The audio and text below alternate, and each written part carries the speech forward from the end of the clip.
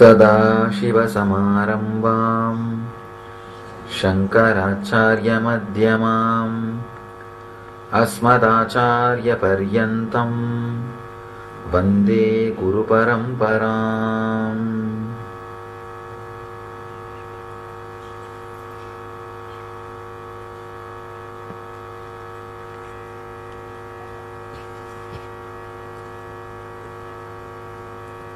I welcome you all with my love and respects.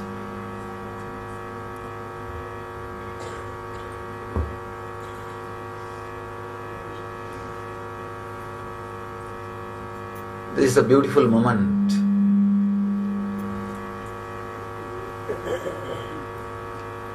The auspicious Lingodbhava time, the time in which Mahadeva, Shiva, appeared in front of Vishnu and Brahma, gave darshan to both of them and removed their ego, blessed both of them and gave them the ultimate truth. This is the same moment, same time, the Ardha Chama. This is the same time Vishnu and Brahma experienced Mahadeva in the formless form, the cosmic consciousness.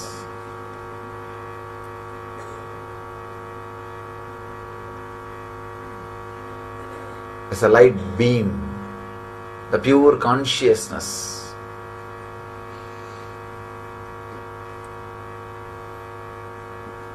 We need to understand the story little deeply.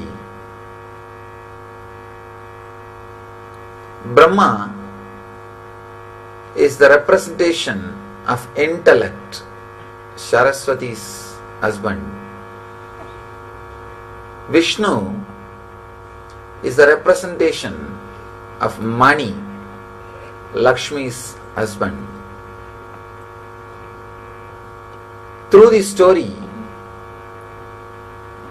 Brahma and Vishnu is not able to find Mahadeva, Shiva. An important truth is revealed. Money and intellect cannot find enlightenment. But many times the money and intellect starts fighting between them.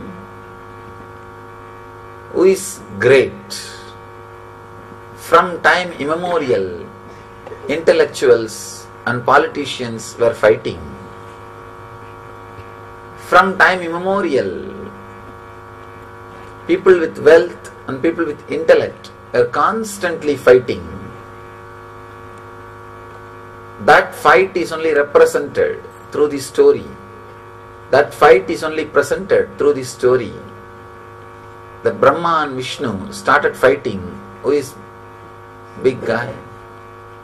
Who is a great guy? Whether intellect or money. The problem is both of them don't understand an important fact. Both of them can't lead you to the ultimate truth or the ultimate happiness. If you know the story of Brahma and Vishnu seeking the Shiva's feet and the head, you will understand what I am saying. It's a beautiful story with a tremendous metaphysical meaning in it.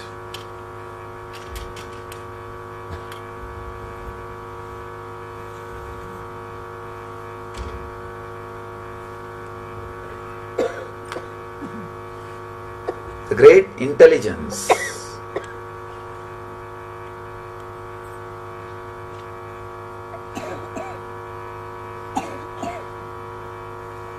we need to understand this story little deeply.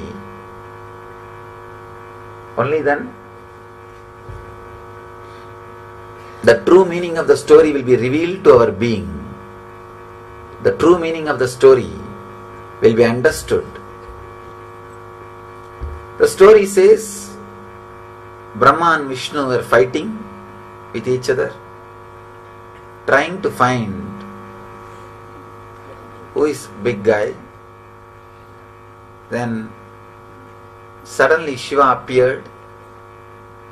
Shiva said, any one of you try to find my feet or head. Whoever finds my feet or head will be declared as the greatest person. And Brahma tries to find the head. Vishnu tries to find the feet. Unfortunately, not only they were not able to find, they realized nobody can find. Vishnu, the moment he realized, he surrendered, and Shiva blessed him. Just because Vishnu surrendered, Shiva blessed him with enlightenment and the truth. Brahma, even though he was not able to find, does not want to surrender, doesn't want to agree that he can't find. So he tries to find some false witness, a flower which was in the Shiva's head. He tried to bring that flower as a witness. The flower was falling from Shiva's head for ages. And Brahma tried to catch that flower and made that flower as a duplicate witness, false witness. But Shiva knows the truth and he curses not only Brahma, the flower too. And finally Brahma realizes the truth and surrenders. Then the moment Brahma surrendered, Shiva reveals the truth to him also. Very beautiful story. The deep significance.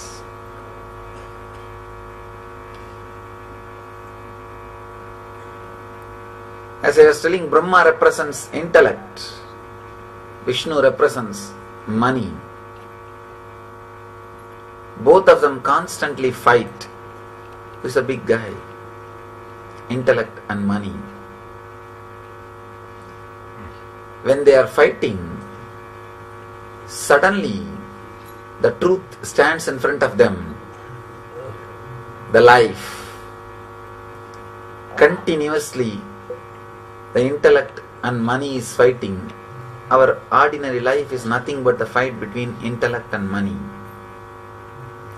Suddenly truth stands in front of us and tells the money and intellect, try to find my head or feet.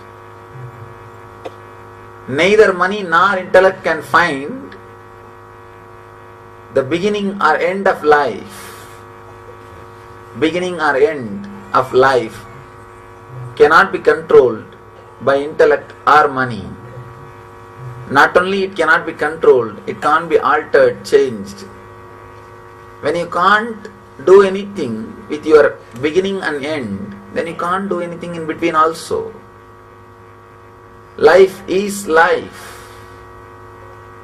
But neither the intellect nor the money is ready to surrender. Intellect tries to find the head.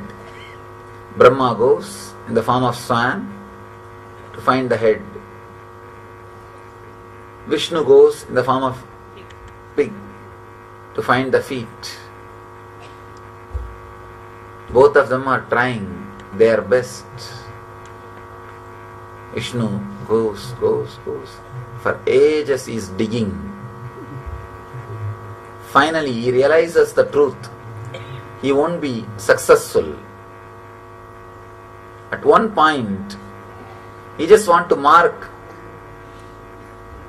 the spot to which extent he travelled. He ties a bell. Still in all Shiva's murtis, Shiva's idols, you will see a bell near the calf. Near the calf muscle, you will see a bell that is tied by Vishnu. Vishnu was able to travel only to that distance. Whether in Nataraja or Dakshinamurti, in all Shiva Murtis, you will see that bell.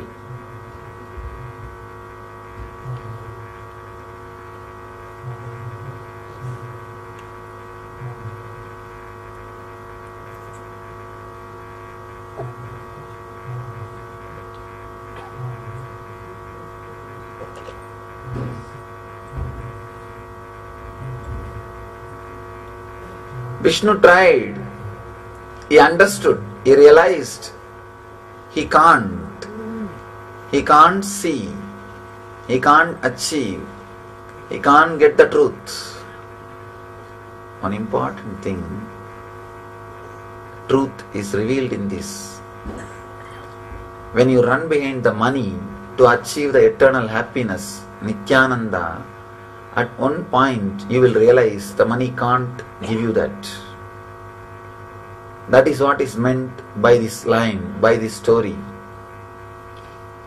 Vishnu realizes he can't achieve, he can't find, he surrenders. If you travel, if you try to find through money, you will realize at one point it can't be achieved, you will surrender. The moment Vishnu surrendered, Shiva revealed the truth and gave him the ultimate experience. But Brahma, intellect, cannot surrender. That is the biggest problem. If you travel in the path of intellect and try to find the truth, not only you won't find, the big difficulty will be you will not be even having that humbleness to accept that you will not find or you have not found. You will not have that humbleness. You will not be able to surrender. You will not be able to relax. You will not be able to say that you have not found. Not only you won't be able to say you have not found, you will try to bring all false witnesses. Brahma, not only he was not able to find, he can't accept that he did not find. So he brings false witness, the flower which was near the head of Shiva and which was falling for ages. He actually caught the flower and asked, the Brahma asked that flower, "You are from where?" The flower says, "I am from the hair of Mahadeva, Shiva." Brahma asks, "How long you are traveling?" The flower said, "For 4 Brahma's age I am traveling. Still I have not reached even Mahadeva's face. Brahma understands. He has only one age, means one kalpa. This flower is traveling for 4 kalpas. He understands. He can't find, but he can't surrender. He catches that flower and says, why don't you come back and tell Shiva that I saw his head and I brought you from his head. Flower says, I don't have a problem. After all, I am going down. I can do a small favor for you. Understand, if you try to do something wrong, even for doing good to others, you are in trouble. Even for doing good to others, if you try to do anything adharmic, anything which is not right, you are in trouble. This flower thought, after all, Brahma is asking me a small favor. Why can't I do? He said, okay. And Brahma comes down and says, I found your head and this is the witness. Shiva knows where he kept the flower. That is the biggest problem. Again and again this intellect thinks it can hide from enlightened being. It can do whatever it wants and it can escape. It can get away with it. Understand? Enlightened being is a person who played with his intellect. So you can't play with him with your intellect. But we always miss the game, thinking that we can play with him with our intellect. He played with his intellect itself. And how can he be caught by your intellect? No. You are playing with intellect. He played with the intellect itself. Brahma tried to play with his intellect to Mahadeva. Mahadeva straight away knows the truth. And he just says, only one thing. Because you tried to play with your intellect, let you not be worshipped in the planet Earth. You are not worthy of worship. And he says to that flower, just because you told a lie, you have been a false witness, you will not be used anymore for my worship. And the moment both of them realized their mistake, the flower and the Brahma, both fell at the feet of Shiva and cried, please forgive us. Surrendered. The moment they surrendered, Shiva forgives both of them and releases them from the curse. Shiva says, as an exemption, you will always be worshipped in my temple in the north side. In all Shiva temple, northern side, where the Tirtha, the holy water comes out, you will see Brahma's Murti standing there and continuously purifying himself by the Charanamrita, the holy water from Mahadeva's feet. In the same way, the flower was also blessed. Mahadeva says, you will not be used for worship, but as an exemption, one day on Shivaratri day you will be used for my worship. This is the very day Mahadeva expressed himself, appeared in front of Vishnu and Brahma and gave them enlightenment, the ultimate truth. This is the very day every year the same intense cosmic consciousness, intense Shiva energy falls on planet Earth, envelops the planet Earth, raises the whole collective consciousness of the planet Earth to a different frequency. You are all blessed to spend this beautiful time in the energy field, in the presence of an enlightened being.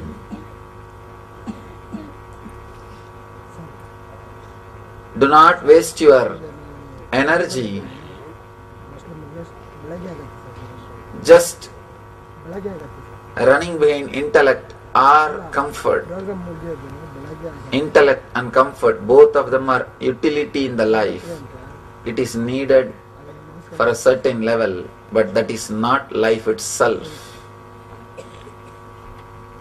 Life is far beyond the currency and logic. Life is something to be intensely lived, loved, experienced beyond logic and currency. Vishnu represents the Mamakara, identity you carry within you and believe as you. Brahma represents the Ahankara, the identity which you project to the outer world. Neither Ahankara nor Mamakara can realize the truth, can give you the truth. Only the cosmic energy, your very being, which is beyond Ahankara and Mamakara, only that can show the truth to your very being. Shiva, who is cosmic consciousness, it's embodiment of